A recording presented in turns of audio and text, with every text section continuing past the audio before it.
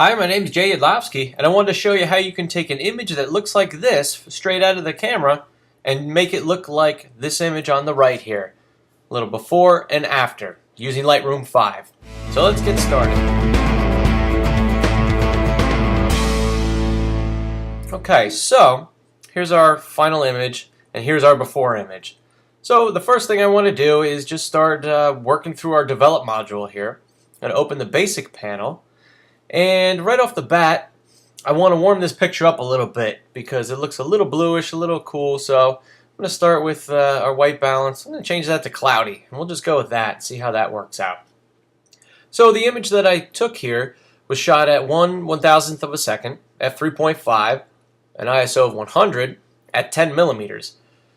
So I shot in RAW format, and one of the benefits of the shooting in RAW format is that you actually have a lot of detail in your highlights and in the shadow areas here that you can bring out using a program such as Lightroom or Adobe Camera Raw, Photoshop, anything like that. So we're going to use the RAW file to our advantage here. So first thing I want to do is I want to straighten out the image a little bit. This line right here, I can see it's kind of going downhill towards the right. So I just want to rotate that and straighten that out just a little bit. It's helpful to use your grid to help line it up, get it close to where I want it. Press enter and accept that. Okay, so what can we do to bring back the sky a little bit? Well, as we start to just work down our sliders here, I'm going to grab the highlight slider and I'm going to drag that all the way to -100. And you can see it kind of darkens the sky up, brings back some of the detail in there, and I'm liking what that's doing right there. So next I go to the shadows. I want to open up the shadows a little bit so that we get a little more detail and we can see what's going on down here on the train car itself. So I'm going to open those up maybe, let's say almost about 75%, 76, 77, somewhere in that area. So you can see we get a little bit of noise introduced, a little bit of grain on the train car, but we'll take care of that as we move forward. The next thing that I notice is that down here, this line of rivets is kind of, you can tell it's got a little bow to it, and that's because I'm shooting at 10 millimeters here. So one way we can kind of try and correct that a little bit is come down to the lens corrections panel. I'm going to click on this, remove chromatic aberration, because I can see some purple fringing up in this area here. So by clicking on that, it gets rid of that. We can try the profile corrections, see what that does for us. It opened it up, it flattened it out a little bit. But I don't like how much it opened it up. I mean, it took away the vignetting on there, but it makes it noisier. Can see more grain there. So I'm actually going to turn that off. I'm going to come over to manual, and using the distortion here, I'm going to change that to about 2. And what that's going to do is just help correct the bowed area down here just a little bit. I don't want to do it too much because I don't want to change my line I have across the top of the top of the train car here. I think that's more important than the rivets down at the bottom. Okay, so that looks alright. So I'm going to come back up to our basic panel and continue to work through here.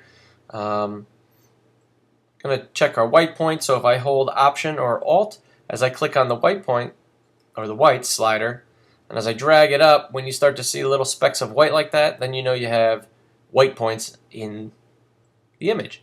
So I'm going to drag it back a little bit. And then usually I see how it looks, and sometimes it looks okay, sometimes it looks like too much. Let's just see if I even brought that way back a little more. Okay, I think I'm going to leave it around 10 now. Black, so I'm going to leave that where it's at. And clarity, I'm going to boost that up a little bit. Let's make that 10. I don't want to add too much clarity yet, just a little bit. So the next thing that I want to do is I want to work on the sky a little bit here. I want to bring out some more detail and add a little more punch to the sky. So to do that, I want to use a gradient. So I'm going to come up here, I'm going to reset all my effects. I'm going to drag out a little gradient. If you hold the Shift key while you're dragging out your gradient, it allows you to stay either vertical or horizontal. So that's a good help. So I'm going to pull that down. And have the end of the fade right at the top of the train car there. And let's just start by adjusting some of our our sliders here. So I think the first thing I want to do is I'm going to add some contrast here. Let's just try something. Let's boost that all the way up. You can see that adds some nice drama. Does look a little bit dark. We could try bringing our highlights back a little bit. We'll just bring those all the way down. Okay, I'm going to bring my contrast back down. Let's try to say 60. Okay, because I want a contrast, but I don't want to overdo it too much. But I do want a fair amount of drama in the sky here. So highlights, we bring that down. Shadows, maybe we open up the dark areas a little bit. Let's just try making this 50 and see what that does for us. Okay, kind of took away a little bit of the dark areas. So clarity, let's bump that up, make that 50. And that adds some more drama back into it. Saturation, I also want to bump that up. Let's make that 45. And you can see it kind of darken up the blues there. The other thing that I did in this image here to really help the sky have a little more color to it is I actually added a color down here to our gradient adjustment.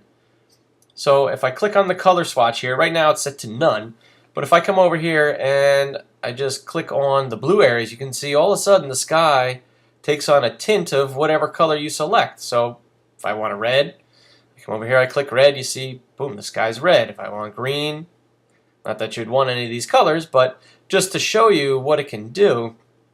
I think it's kind of cool, you know, it just helps bring down the color of the sky a little bit. So I'm going to come down, let's see, try to find something similar to what was in our final image before.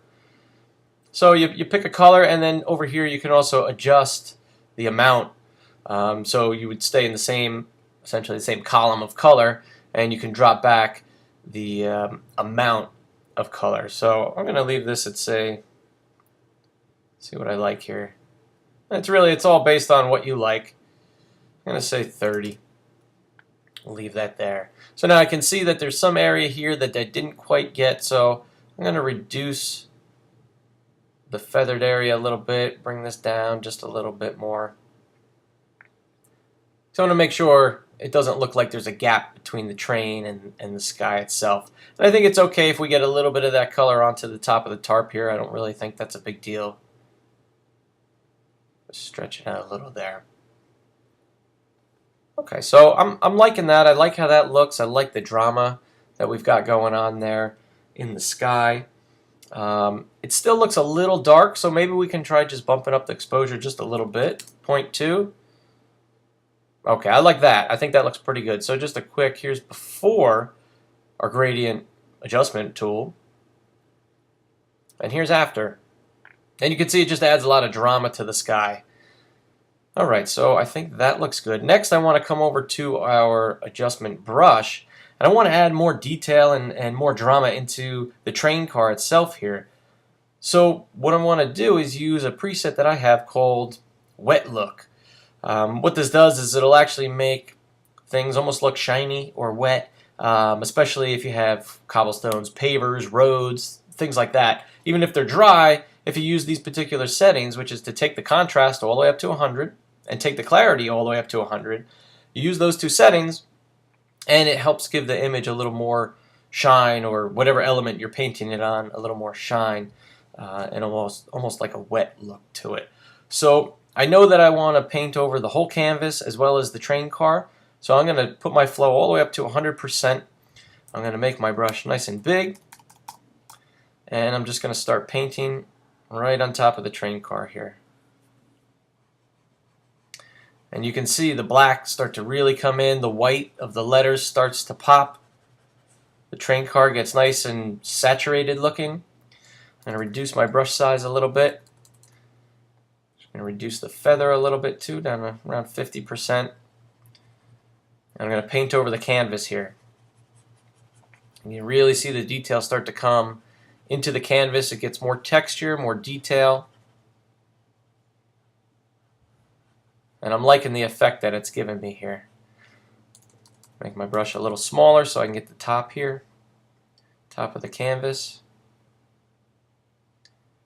And even when you get near the edges like this, if you wanted to check on the auto mask, you can do that. That helps you stay on the same color or the same element. It detects the edges, so it won't spill over into the sky. For now, I'm just going to paint on top here. So I want to make sure that I got all the edges. I know there's a little edge right up here that I didn't get yet. So in order to see where I've already painted, if you press the O key while you're in your adjustment brush, that gives you the mask of where the effect is being applied. So I can see I missed a little area right here, a little bit there, a little bit here. So that just helps you fill in any areas you may have missed. Okay, so I'm going to hit O again to turn that off. And I like that. There's a lot of drama going on there, so I'm just going to turn this off. So we'll do a quick, here's before the adjustment brush, and here's after. I think it adds a nice pop. It's crisp. It almost looks HDR, so if you feel like it's a little too much, you can just drop back the amount of clarity and contrast. But I kind of like where that is. Now, it does look a little noisy here on the train car itself a little bit. So the other thing that you can do is if you have, keep your brush selected here or your adjustment selected, there's actually a noise reduction slider right here for your adjustment brushes. So I'm just going to bump that up a little bit. Let's make that 25 just to help smooth it out a little bit, get rid of some of the noise that's in there. And I think that's about it. I like that. I like the look. I like how it's coming together there. So I'm going to close our adjustment brush. And really, I think this image is looking pretty good. I think the last thing that I want to do is add just a little bit of overall image sharpening. So I'm going to come down to our detail panel here. And I'm going to kind of go with a middle-of-the-road amount of sharpening. I don't want to do too much since it's already got that kind of sharp HDR-ish type look. Although that's not quite what I was going for in HDR image, but I like how the image has turned out so far. So for amount of sharpening, I'm going to go up to about 85%. Radius, I typically use 1.4 if it's shot with my Canon DSLR. Detail, if you use your Option or Alt key, click on the detail slider. It'll give you a great preview here of where the detail is being applied. So obviously, the more you go to the left, the less detail there is. The more you go to the right, the more detail there is. So for now, I'm just going to put it at about 50.